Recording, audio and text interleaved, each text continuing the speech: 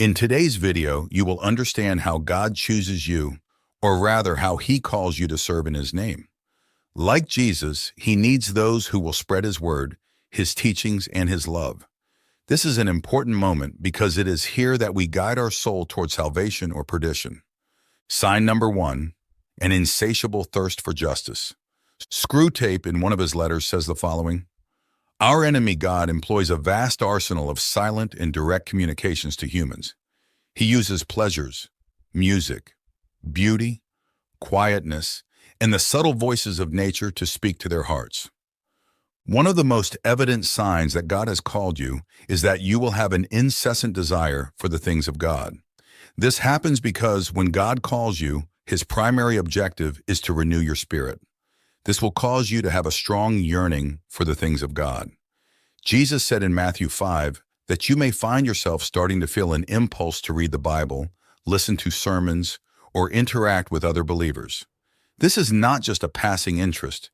It is a deep passion that you cannot ignore. The reason why God does this is because He wants to communicate with your spirit, equipping you with the knowledge and power that you need. God communicates with us in various ways.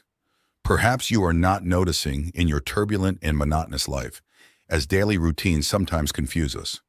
But try to observe more closely. This is why moments of reflection in His Word are so important. They open our eyes to the divine. Sign number 2, you are easily convinced.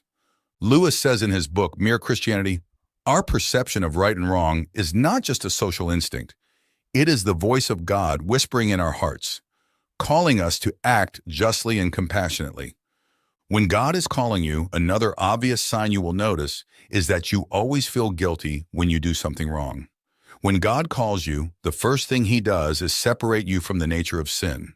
So when you make a mistake, your conscience sharpens, and you will immediately feel a sense of remorse each time you do something wrong. Feeling strong conviction is a good thing. It means that the Spirit of God is actively trying to purify you and help you become a better person. In fact, the Bible talks about this in 2 Corinthians 7:10, which says, For godly sorrow produces repentance leading to salvation, not to be regretted, but the sorrow of the world produces death. Imagine that each of us carries within us an invisible compass guiding us between what is right and wrong. This is not a mere social construct. It is not simply a set of rules we learn from childhood. C.S. Lewis proposes that this inner voice, this perception of what is just and what is not, is actually the voice of God whispering in our hearts. This voice whispers in moments of decision, gently calling us to act with justice and compassion. Every right choice, every act of kindness is a response to this whisper, a harmonious dance with the divine that is deeply rooted in our nature. Rejoice, for God is with us. Sign number 3, you will lose friends. Lewis states in his book, Mere Christianity, every time you make a choice, you are turning the central part of you, the part that chooses, into something a little different than it was before. In taking your place beside Christ, who is greater than you, even if you can't see Him, will profoundly affect all the relationships you've ever had and will have. When God calls you, do not be surprised if your friends start to leave you. You may find that the people you used to have fun with simply do not seem to understand you anymore. They may begin to distance themselves from you or cut ties completely. This can be very difficult, especially because these are people you may have known for years. But the truth is, when God calls you, you will begin to see things differently, and your priorities will change. This happens because He does not want anyone to be a hindrance to your calling. In fact, even if He does not directly remove them, you may find that they will start to leave you alone. This is because the light in you repels the darkness in them. For example, in John 6, the Bible reports that many followers of Jesus walked away from Him and no longer walked with Him. And although it may be painful at first, know that it is for your good. So if you are going through this now, do not let it bring you down. Therefore, do not be alarmed by the changes. During this process, they are necessary for you to seek your place beside God. Some of these people will stay if your goals are similar, but it is natural for many to drift away. The path to salvation is individual in the end. Sign number 4, trials and temptations. No trial would have any value if it were easy to face. But God gives us the strength to face great challenges precisely because they are difficult. Through temptations, we learn to renounce the small things that imprison us.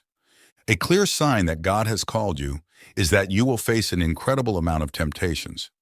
Many people believe that temptations suddenly disappear when God calls them, but this is a misconception.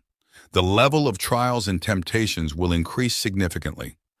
God's call in your life does not mean that the devil will leave you alone.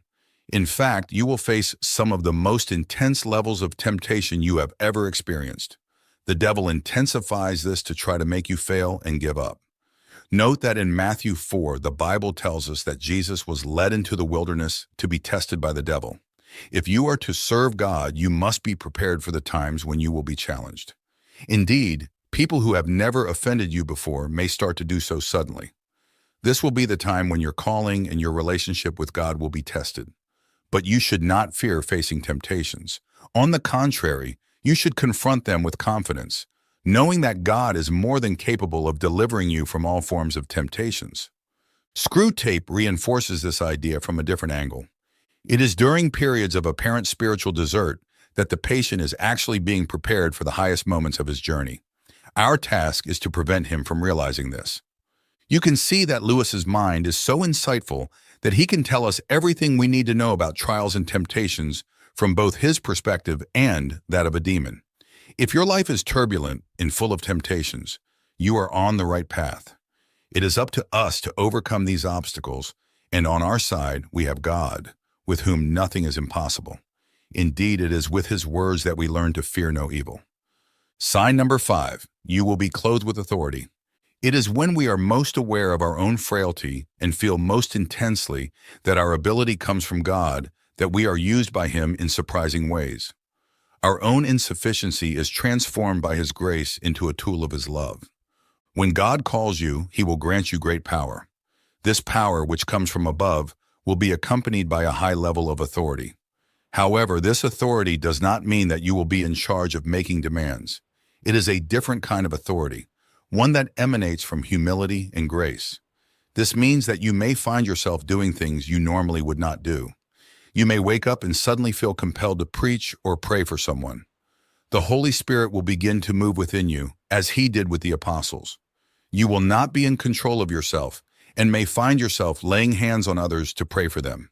You will not know why you are doing this, but you will feel this authority coming from above. Naturally, you may be very shy in real life, but when God calls you, you will discover that you become very eloquent and full of authority. You may find yourself standing before large crowds and speaking to people of all classes without feeling afraid. In the Bible, whenever God called someone, he spent time encouraging them to be brave and not to worry. Each of us has our own uniqueness, but when God calls you, it is because he has a great purpose for your life. Nothing will stop you from doing what you are commanded because he will lend you his strength, his wisdom, and bless your path. It is difficult to understand how God acts in our lives. But if you pay attention, on many occasions, in the most subtle ways, he gives us his signs. And when you are certain in your heart of what needs to be done, it is him giving you great power, the power of divine authority. Sign number 6, persecution. Screwtape in one of his letters tells us, our cause is never more promising than when all indicators suggest that we have no hope. Our greatest triumphs are always accompanied by a sense of crisis, for it is in crisis that our victories are shaped. God's call comes with glory, but this glory also brings adversity. When you position yourself as a representative of God, you are preparing for a life of persecution. You expose yourself to criticism and judgment. People who knew you before may be the first to doubt your intentions. They may even cast looks of contempt your way. Perhaps God is using you in ways that others cannot see, and they will be the first to rise against you, saying that you are not of God. But do not let this discourage you. Remember, you are not doing this for them. You are doing this because you feel a calling greater than yourself. Persecution is not a sign of weakness. It is a sign of strength. When you are called by God, you will have the strength to face anything in your path. You will have the courage to stand firm in your beliefs, even when others do not agree with you. In fact, if in your calling you do not face persecution, perhaps you should be concerned, for everyone called by God will face some level of persecution. You know why when we change to a life devoted to the Lord, many people change the way they treat us. It is because we are no longer of the world. We leave our old self behind. This attracts not only disapproving looks, but also persecution from people who want us back in sin or to be sinners.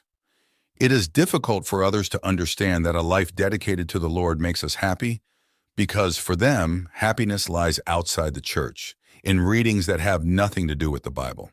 Sign number 7, divine dreams and visions.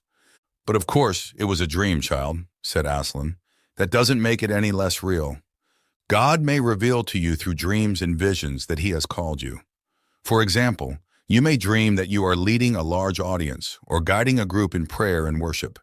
These dreams are an indication that God is calling you to his service. You may also regularly find yourself dreaming of men of God speaking to you, which means that the Spirit of God is ministering to you. Or you may even dream of celestial visitations or see yourself performing miracles in dreams. These are signs that God has chosen you. We often wonder why we dream of this or that. Perhaps it is just something in our minds. But is it really? It is not difficult for God to communicate with us in such moments, because it is during sleep that we are in a more peaceful state. Our body rests while our mind continues to work. Do not ignore these signs. God is showing you your path as his child, which is very important. Sign number 8, intolerance to injustice. Lewis states in his book, Mere Christianity, justice and only justice must always be our motive, and mercy should only play a part in punishment, and in this way try to restore the broken order to its true course.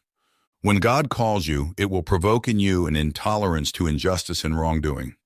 With such conviction, you will feel compelled to stand against evil. In many cases, God will want you to advocate for others who cannot do so themselves. This will involve supporting those who have no voice or confronting those who oppress. You will be driven by a desire to protect and defend those who cannot fight for themselves.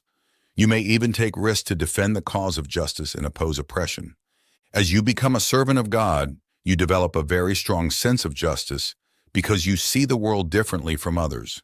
Things you once thought were right now no longer make sense to you, and recognizing this changes the way you act in certain situations. Especially when faced with evil, you understand that the evil in the world cannot be completely defeated, but each one doing their part can make the world a better place to live our lives. Sign number 9, you will be conscious of God. Screwtape says in one of his letters, he lives all the time in the presence of God. He is putting all his actions under the gaze of an all-powerful being. He is trying, at every moment, to conform to the will of this being. One of the crucial ways to know that God has called you is that you will become very conscious of God.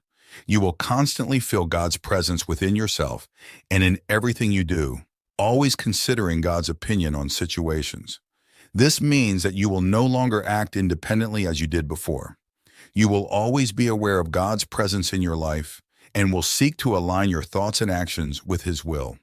You will care less about your own desires and more about doing what is right in the eyes of God. You will carefully analyze your options and consider how each choice aligns with God's plan for your life. You will also notice that your relationships with others are positively impacted as you strive to be more kind, compassionate, and just as God desires you to be. Thank you for watching. If you enjoy our videos, please subscribe to our channel.